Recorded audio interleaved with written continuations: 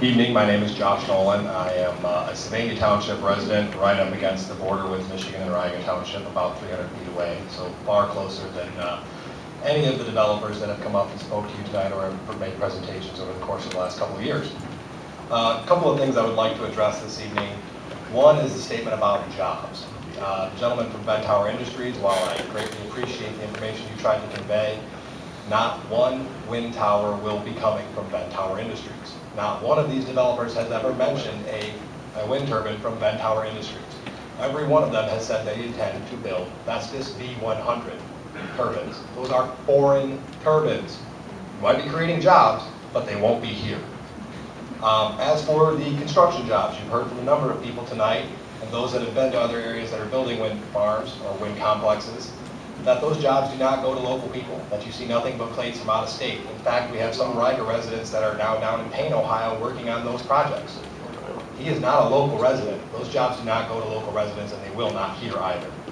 As for the 6 to 8 permanent jobs that would be created, again, for those of you that may not know, there is a 30% cash grant available for each turbine that is erected. Now, for a $3 million turbine, that means our government is going to use our tax dollars to write them $1 million check for every turbine that they put up. That's $45 million just to Great Lakes Wind Excellent.